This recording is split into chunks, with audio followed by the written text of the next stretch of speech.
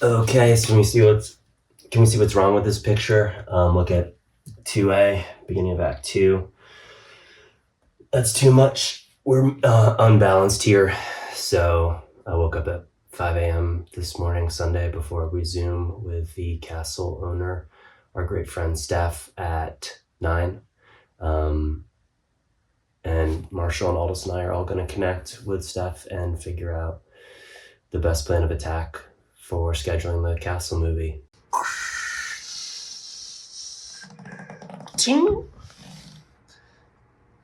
But laying out the cards based on our current outline, I'm finding that we're imbalanced here.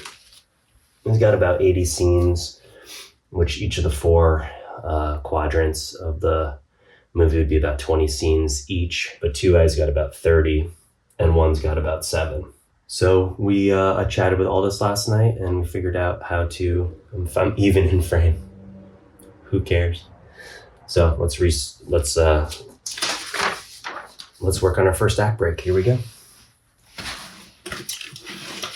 And also we're omitting a scene. Omitted, baby.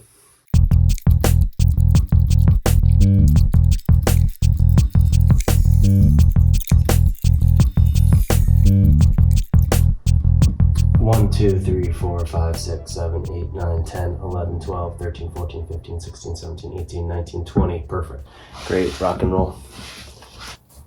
Okay, so when you have no real resources for hiring a proper art person on a low budget movie, you get resourceful and become your own art person. So I'm going today be defiling Leonardo da Vinci's masterpiece, the Mona Lisa, which I bought from IKEA for like $15. The reason I got this Mona Lisa, beyond being a really perfect work of art, is that IKEA also exists in Italy, so we're going to get a duplicate frame. The plan is to cut this off art heist style, smuggle it in my checked luggage, and then gaff tape it onto a frame from IKEA that will be the exact same size as this frame when we get over to Italy. So hopefully that works. And let's begin painting. Sorry it's all a mess in here. I'm got a lot of stuff. I got a pile going, and it's just kind of messy because we're in the middle of making some art. Pretty cool.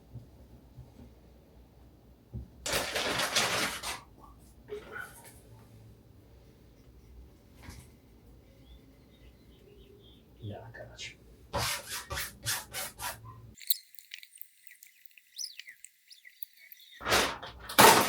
All right, this is how we are going to make a sketch of the painting for, that is a painting of Uncle Johann.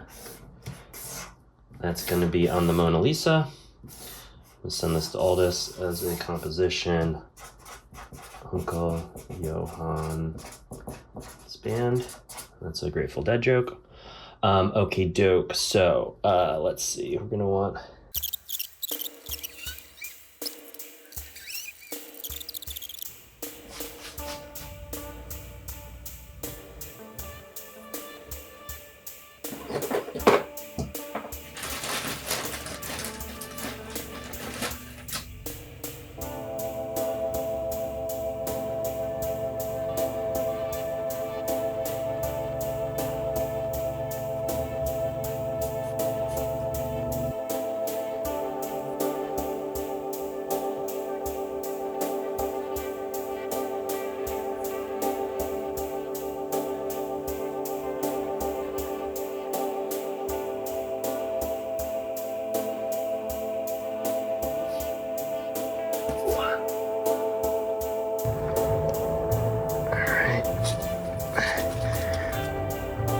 Some of the fun of making your own vlogs about making a movie about going bald is that you get to kind of come up with some cool rigs. So I'm trying to get my Osmo iPhone gimbal going with my anamorphic lens.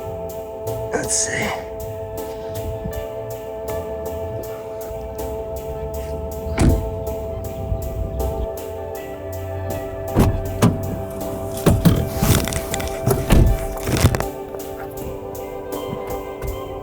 Test, test, test, test, test, test, test, test, test. Yeah, that's the good stuff. The good stuff. I'm going to get my hair cut. I haven't got it cut since 2019. That's 6 years of the shaved head, going bald lifestyle, and just kind of been shaving my head myself. So now for the movie, I've been growing my hair out to contrast Aldis's more shaved down look, and that the evil surgeon I'm gonna play has nicer hair. Hopefully I didn't just pop my tire. Lord. Wow, I really think this gimbal is not gonna be as, I could be wrong. It's shaking, so maybe the camera doesn't. Thought it'd be kind of cool to try this though. Oh, it's really moving around. We'll see, who knows? Could be fun. All right. So we are about 3 days out. Today is Monday the 31st. We're still in March. How amazing. And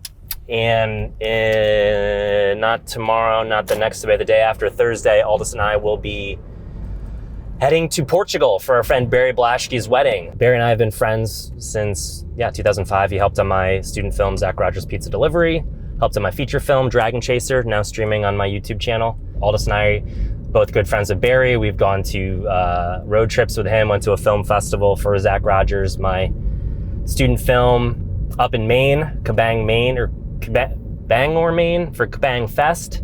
That was a whole odyssey where the film ended up screening on the top of a tent.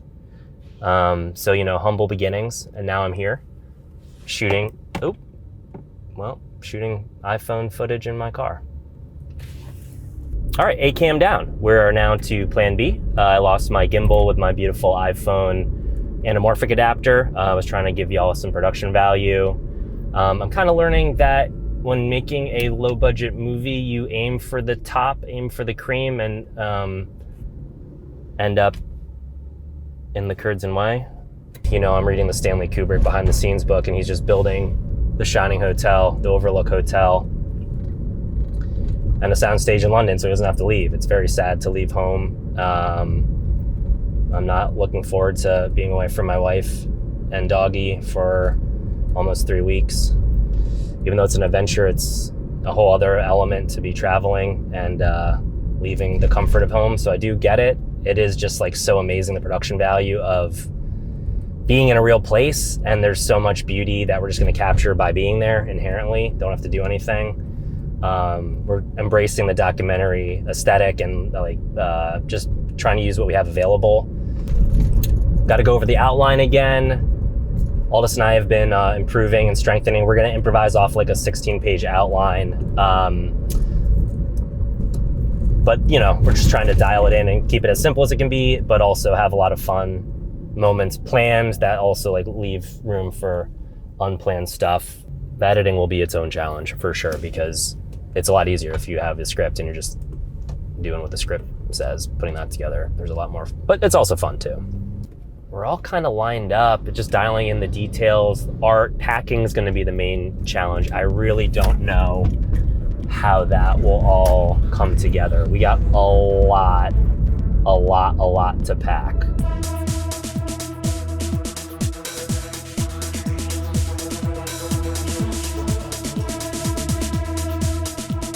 This whole project makes you appreciate what you have in a certain way, because there are plenty of folks who would die for the amount of thinning hair that I got, baby. Oh, I'm gonna drive with my hair down. Oh yeah, it's all meant to be. I wanted to do it on Sunset. F yes. And the old College Humor office. So I just today wrapped up a project with Dropout that I was kind of working on since January, and returned to hard drive. That's so funny that then I went back to College Humor. And we got a Rocky and Bullwinkle. Can you see that? I saw them shooting Rocky and Bullwinkle in Washington, D.C. at the White House when I had a class trip in 8th grade. So movie making come real to an 8th grader. Wow, they actually make movies. I think Robert De Niro is going to be playing a Russian gentleman in the film. Wow. Okay, cool. So I'm going to try to listen to some music and enjoy the wind in my hair, because I haven't had the wind in my hair in 6 years. Thanks.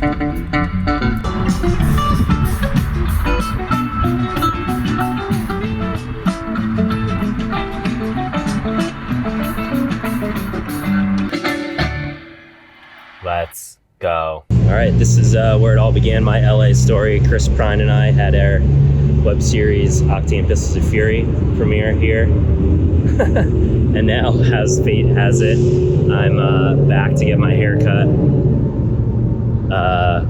for my new feature movie. So yeah, we were here in 2009, 2010 for the ITV Fest. There used to be a movie theater here. I think there is still. Now it seems to be Landmark Lounge. Okay, great. So it's a Landmark. It was a Lamley, right? Sunset. So yeah, full circle. It's gonna be great to get some professional hands on this scalp. I could use it. So I've just been growing it out since Thanksgiving. Nice. Yeah, so it's kind of fun to see. I know, right? Yeah. I may come back, but yeah. So like in general, so this is a movie I'm making with my friend, and the movie's about I'm like an evil surgeon who's giving him a hair transplant. Okay. So I'm like a villain, you know. I'm like a bad guy. Hilarious. Yeah. So I'm going to start. Yeah. Taking just this a little bit more just Yeah. straight. Yeah. And once we have a little bit of a shape here, Yeah. then we'll work going here.